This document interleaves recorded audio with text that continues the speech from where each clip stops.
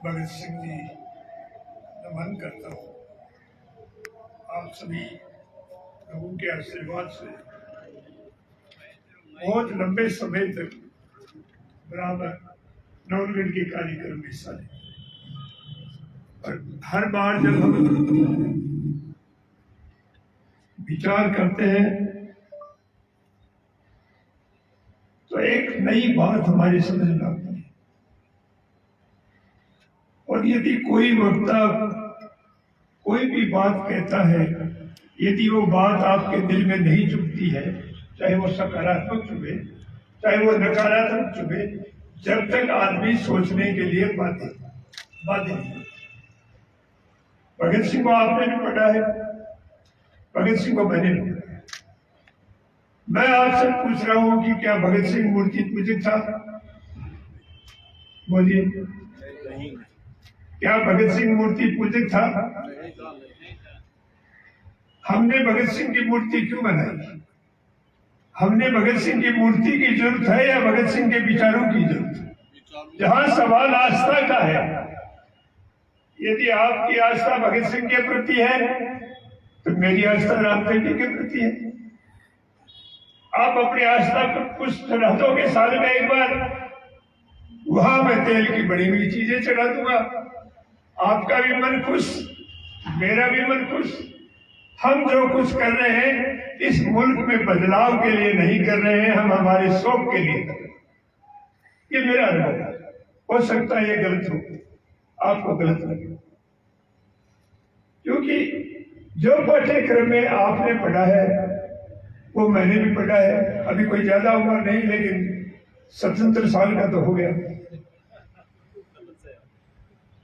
कि अब जो पढ़ रहे हैं, हर कहते हैं नई पीढ़ी हमारे पास नहीं आती, हम कहते हैं नई पीढ़ी के बीच में हम रहते हैं। और जहां मैं रहता हूँ और जो पुरानी इतिहास की परंपराएं हैं उनको कायम रखते हुए हम त्रिलोक सिंह रिसर्च इंस्टीट्यूट पढ़ा रहे हैं, जिसकी कॉस्ट 11 करोड़ रुपए होगी और हम वहां बूथ नहीं लगाएंगे।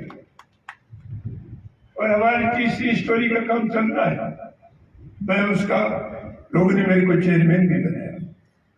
तो मैं आपके साथ कुछ चीजें धीरज के साथ रखना चाहता हूं। 60 वर्ष के बाद हम क्रांति नहीं कर सकते, ये दिमाग में आप क्लियर रखिए। हम क्रांति करने वाले लोगों को सहयोग करें, ये बहुत बड़ा सहयोग होगा, लेकिन सबसे पहला काम जो हम करें वो करें इतिहास को प्रॉपर समझने का।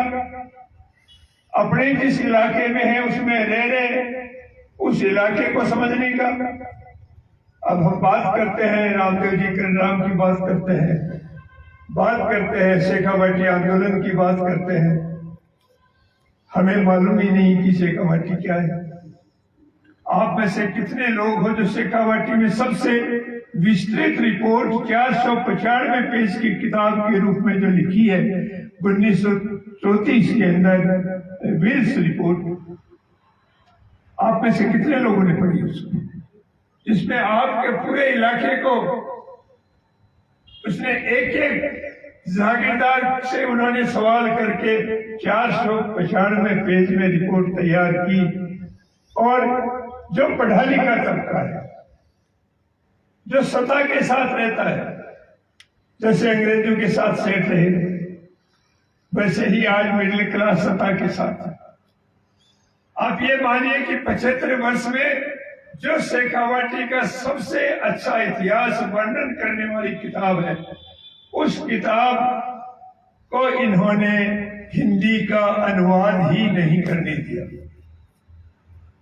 जो हमारी भाषा है जिसमें हम समझते हैं। आप बताइए कौन सी लैंग्वेज में पहुंचे?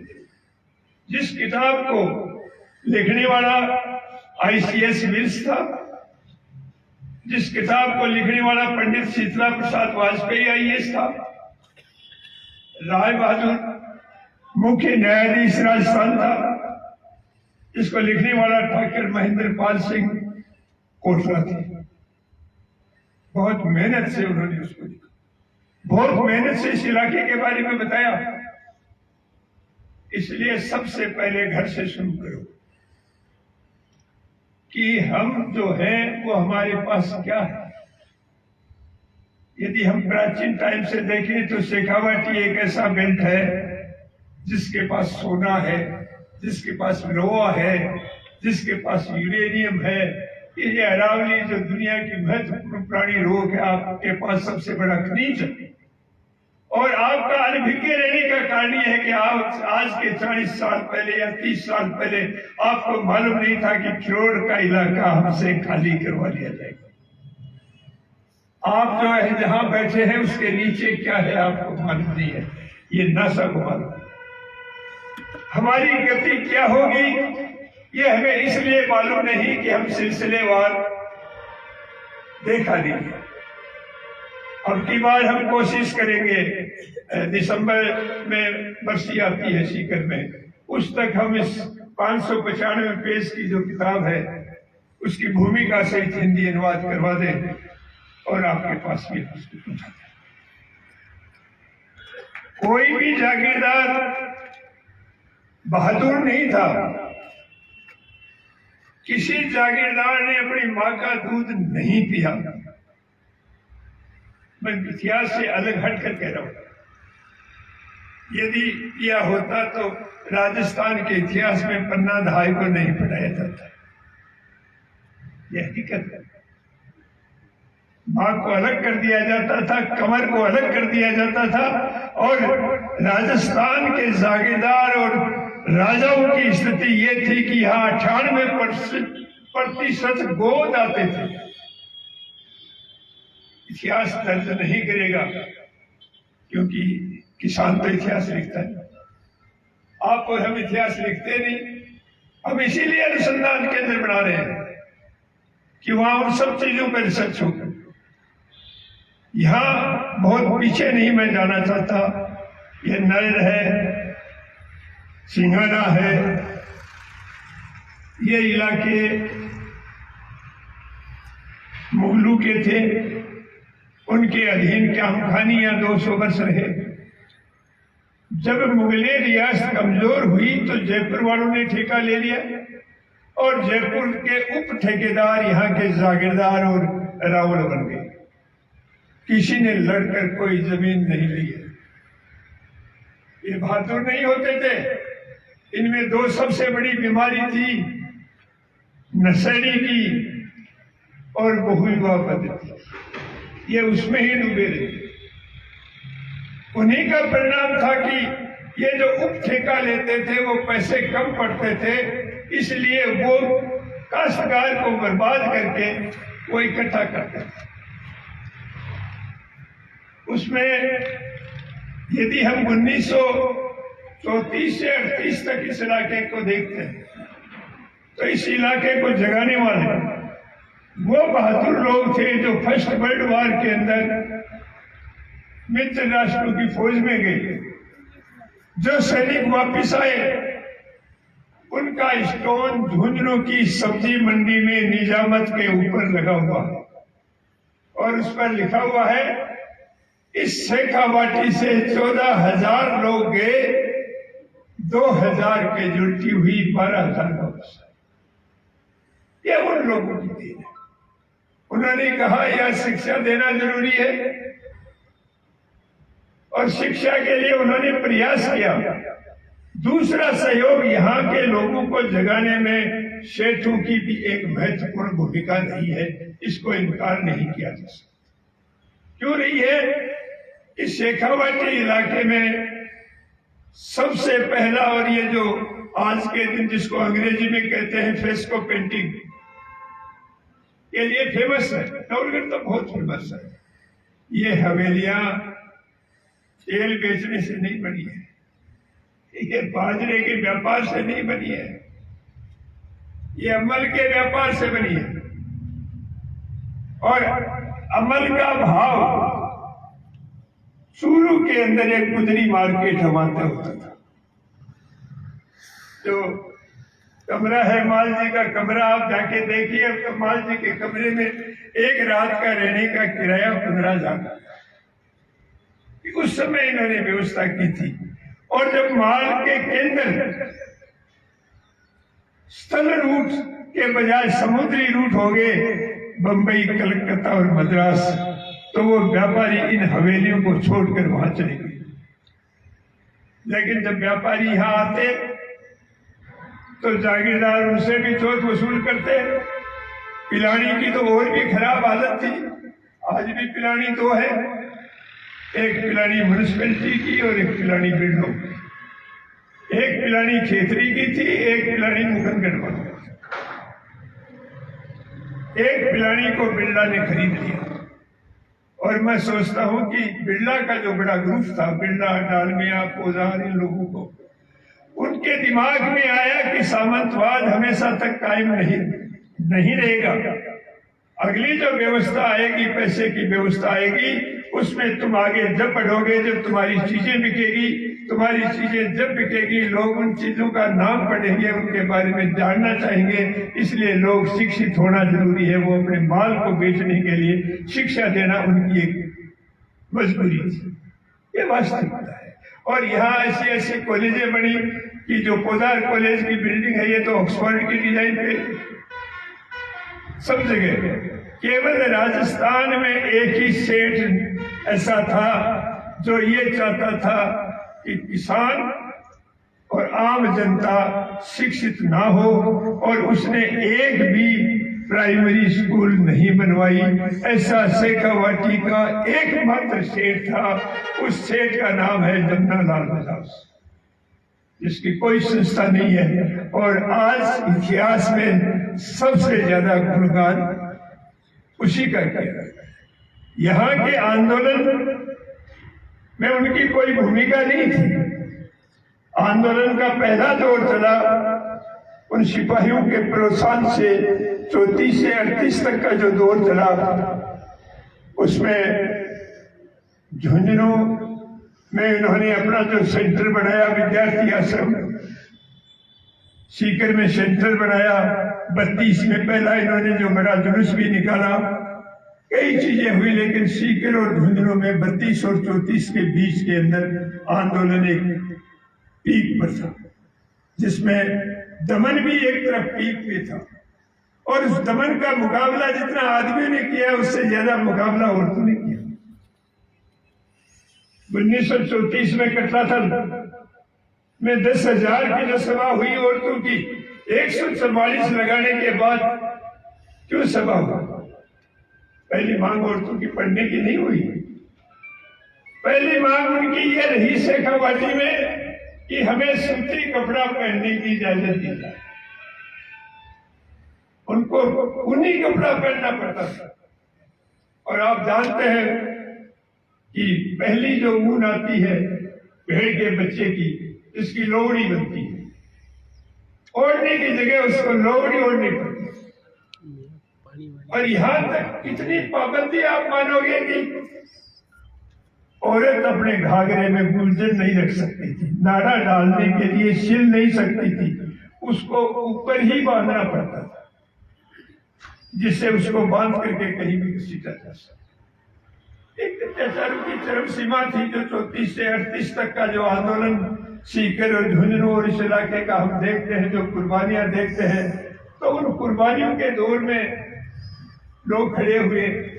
उन दौर में दमन भी हुए, जिसमें उसके बाद जो दमन हुआ, उस दमन में जैसे शोतियों के पास का दमन है।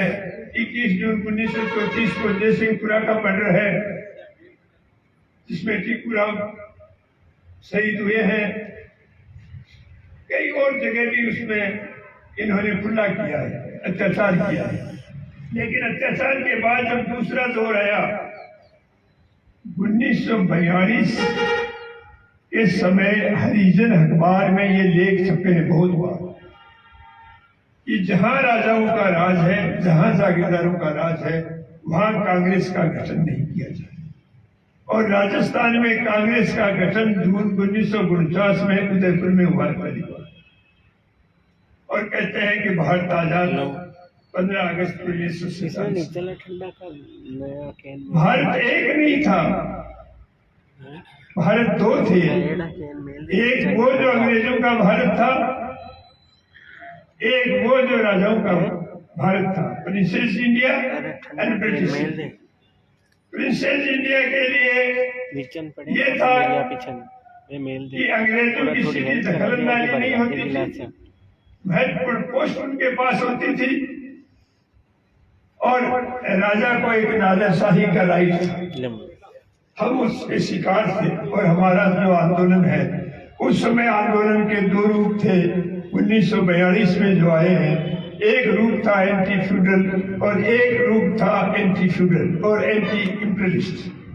हम सामंतों के अत्याचारों से परेशान थे और हमने सामंतों के खिलाफ आंदोलन खड़ा किया। जो पहले आदमी 1942 में भारत छोड़ो आंदोलन में भाग लेने वाले इस इलाके के थे, उसमें 5-6 आदमी थे। उसमें सावरकर भारतीय भी था, उसमें त्रिलोक सिंह भी थे, उसमें घाशीराव भी थे। ये लोग उसमें शामिल थे। लेकिन जब यह आंदोलन और आगे पीक पर पहुंचा और 1947 के अंदर जब इस मुल्क में एक समझौते के थे, हालांकि मेरा विषय नहीं है भारत की आजादी का, क्योंकि वो एक अलग कहानी है। ये भारत का आजाद नहीं है। भारत के फौजी जो नेवी और एयरफोर्स के लोगों ने जो बगावत की है, जो आजाद हिंद फौज के लोगों ने जो बगावत की है और बगावत के लिए देश की जनता को तैयार किया है, उनसे डर करके इस मुल्क को 15 अगस्त 1947 को छोड़कर जाना पड़ा। भारत की आजादी का समझौते के बारे में वास्तविकता आप पढ़ना चाहो तो एक सिंगापुर पैक्ट के नाम से किताब है। सिंगापुर पैक्ट, सिंगापुर में यह समझौता हुआ था। भारत में 18 महीने रहा है लॉर्ड माउंटबेटन और राज परिवार से संबंधित था। लेफ्टिनेंट जनरल था ईस्ट साउथ का और यही लेफ्टिनेंट जनरल था जिसने हिरोशिमा और नागासाकी पर बम गिराया था। पाठ्यक्रम की किसी भी इतिहास के किताब में नहीं लिखा कि भारत की आजादी के लिए 15 अगस्त का दिन ही क्यों चुना। पाकिस्तान ने नहीं बना, वो इसलिए चुना कि हिरोशिमा और नागासाकी पर बम डालने के लिए लॉर्ड माउंटबेटन को एक तकमा मिल चुका था और दूसरा तकमा कैबिनेट मिशन जो सितंबर 1948 में भारत को आजादी देना चाहता था, उससे पहले की तारीख में अंग्रेजों को माल सहित सुरक्षित निकालने की तारीख जो तय की, उसमें सिर्फ 4 ही आदमी थे। लॉर्ड माउंटबेटन था, पंडित जवाहरलाल नेहरू थे, महात्मा गांधी थे और अमेरिकन पूंजी का प्रतिनिधि जीडी बिरला था। सबसे ज्यादा दुनिया में यदि कोई धूर्त मुल्क है तो उसका नाम है अमेरिका, जो खुद नहीं जाता। उन्होंने समझौता किया कि जो ब्रिटेन का कर्जा अमेरिका पे है वो कर्जा माफ किया जाता है और इस भारत जैसे इतने बड़े उपभोग कंट्री को हम आपके नीचे। अब चलो ये मैं विषय से बाहर चला गया, मैं यहाँ के मूवमेंट में बात कर रहा। जब यहाँ जो भी कुर्बानियां हुई हैं वो हुई है जमीन पे कब्जा करने की, जमीन के हक लेने की। सीकर की आजादी 15 जून 1954 है। उससे पहले कल्याण सिंह ही पट्टे जारी करते थे और नवलगढ़ का भी शायद 54 से पहले आजादी नहीं है। मैंने इसका पट्टा देखा नहीं, अभी आर्काइव में जयपुर देखेंगे कि इस रावल ने कितने तारीख को हैंड ओवर किया है। कोई मायना नहीं हमारे लिए, लेकिन हम 15 अगस्त मनाते हैं। तो दोस्तों, हमारा चरित्र उसमें मैं भी शामिल हूँ, वो पीढ़ी जिसमें आप भी शामिल हो। हमारा चरित्र दोगला है और हमने दोहरा चरित्र बना लिया, इसलिए भावी पीढ़ी हम दोहरे चरित्र से कतराती है कि ये कहते क्या है और करते क्या है। ये हमारी आज के दिन इससे कोई मैं अलग नहीं हूँ आपसे, हम इस पीढ़ी में हैं। इसलिए मेरा आप लोगों से पुनः विचार है कि आप किसी भी सूरत में विचार करें इस बात पर कि आज जो दोहरा चरित्र है उसका क्या किया जाए। एक छोटा सा एग्जाम्पल देता हूँ होली के ऊपर, कि होली के ऊपर एक जज के घर आग लगी, नोट जलने लगे तो अग्निशमन वालों ने पुलिस वालों को बुला दिया। 15 करोड़ रुपए मिले, पहले दिन अखबार में आया 15 करोड़ रुपए मिले और उस जज का ट्रांसफर कर दिया। दूसरे दिन आया अग्निशमन वालों की रिपोर्ट ले ली गई है कोई रुपया अब नहीं था, आज आया है। और हिंदी के बजाय अंग्रेजी के अखबार में ज्यादा डिटेल में आया है कि सुप्रीम कोर्ट ने उसे किसी भी न्यायालय के काम से अलग कर दिया है और नोट चलते हुए कमरे की फोटो दी है। अब सवाल ये है कि एक जज के बयान भी आ गए, वो भी आज की प्रेस में है, आप हिंदी वाली प्रेस में भी पढ़ लीजिए। उसने कहा है मेरे नहीं है, मेरे घर कोई दूसरा रख गया, मैं यहाँ था नहीं। मतलब आपके हमारे तो नहीं रख गया है, 15 करोड़ छोड़ के कोई तो 1 लाख ही रख जाओ, क्या दिक्कत है, कौन बना के रख। दूसरी तरफ उसकी रिपोर्ट ये आई कि जब ये महादी बनता था इलाहाबाद हाई कोर्ट का, और पहले इलाहाबाद था, शुगर कमेटी का ये इंचार्ज था, इसने 97 लाख और 60,000 का एक लोन लिया और वो लोन पूरा का पूरा खा गया। इसके खिलाफ FIR दर्ज हुई है CBI में, ED में। एक घोटाला इसका 105 करोड़ का है जो प्रेस में आया है। तो जो 105 करोड़ और 97 करोड़ का यदि घोटाला करता है, उसके घर यदि 15 करोड़ रुपए मिलता है तो कोई बड़ी बात नहीं। अरे कहते हैं, लेकिन देश का चरित्र क्या हो गया, एक उदाहरण से आप समझोगे कि इस देश के अंदर 4 पद सबसे बड़े हैं। पहले नागरिक हिंदुस्तान के 4, राष्ट्रपति, प्रधानमंत्री, लोकसभा अध्यक्ष और उपराष्ट्रपति।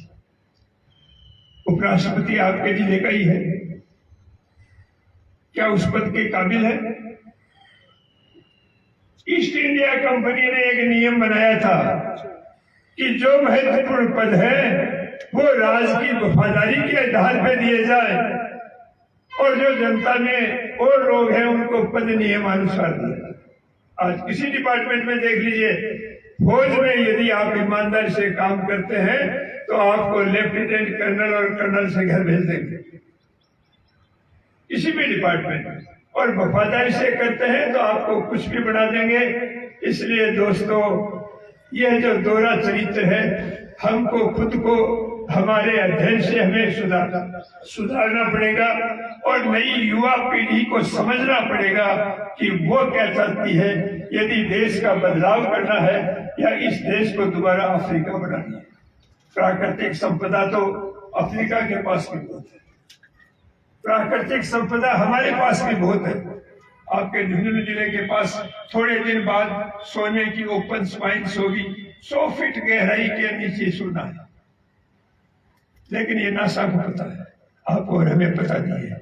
इसलिए देश को गुलामी से बचाने के लिए, देश को खुशहाल बनाने के लिए हमें भगत सिंह के आइडियाज के, उसके विचार को फैलाना है, नहीं कि हमें बुत प्रस्ती पैदा करनी है। इन्हीं शब्दों के साथ मेरी बात समाप्त करता हूँ। धन्यवाद।